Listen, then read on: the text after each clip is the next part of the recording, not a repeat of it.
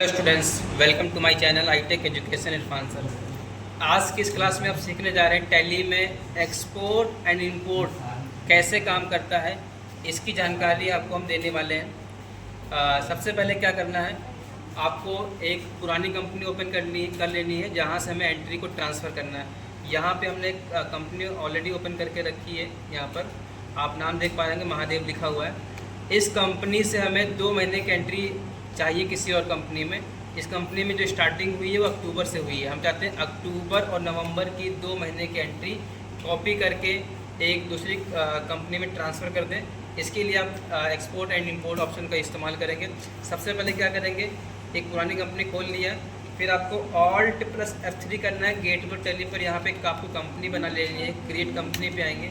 हमने यहाँ पे कंपनी बना ली हर्षिता 22। क्या पता इस नाम से पहले से बने, इसलिए हमने नाम चेंज कर दिया, हर्षिता 22 PVT LTD कंपनी। इस कंपनी में हमें डेटा चाहिए 2 महीने का। यहाँ पे हमने कंपनी डिज़ाइन कर ली, कंपनी हमने क्रिएट कर ली। कंपनी बनाने के बाद यहाँ पे हम लोग एंटर प्रेस करते हुए सीधे गेट प्ले पे आ जाएंगे। आप देखेंगे यहाँ पे हमारे सामने कंपनियाँ 2 बन चुकी है, एक हर्षिता नाम की, एक पुरानी कंपनी यहाँ पे। लेकिन प्रेजेंट टाइम में हमारे सामने जो कंपनी खुली हुई है वो हर्षिता नाम की खुली हुई है। आप स्कैप मार के पहले आइए गेट टू टैली पे। आने के बाद आपको पुरानी कंपनी खोलनी है।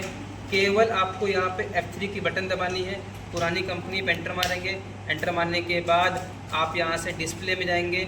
डिस्प्ले में आने के बाद आप यहाँ से लिस्ट ऑफ अकाउंट पे आएंगे।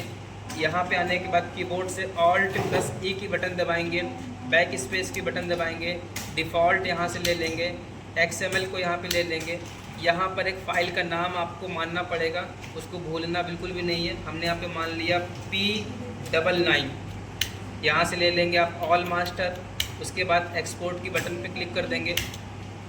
इसके बाद आपको जो है पीछे आके डेबुक खोलना है। डेबुक खोलने के बाद आपको यहाँ पर Alt+F2 करके वो एंट्री खोलनी जो एंट्री हमें भेजनी है। तो 1 अक्टूबर से लेकर 30 नवंबर तक का आपने यहाँ पे डेट डाल दिया। एंट्री खुलने के बाद कीबोर्ड से आपको Alt+E करना है, बैक स्पेस की बटन दबानी है, डिफ़ॉल्ट XML, वहाँ पे हमने P99 माना था। यहाँ पर हम लोग एक नाम मान लेंगे P88। ये नाम आपको याद रखना है, कंडेंस ही रहेगा।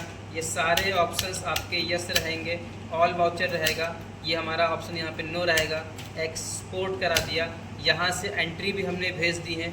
चेक करने के लिए आप गेट टू टैली पे आ जाएंगे। यहाँ पे देखेंगे अभी भी जो है नई वाली कंपनी में नो डेटा दिखा रहा है। इसका मतलब अभी यहाँ पे एंट्री नहीं आई है। आपको गेट टू टैली पे रहते हुए F3 की बटन दबानी है।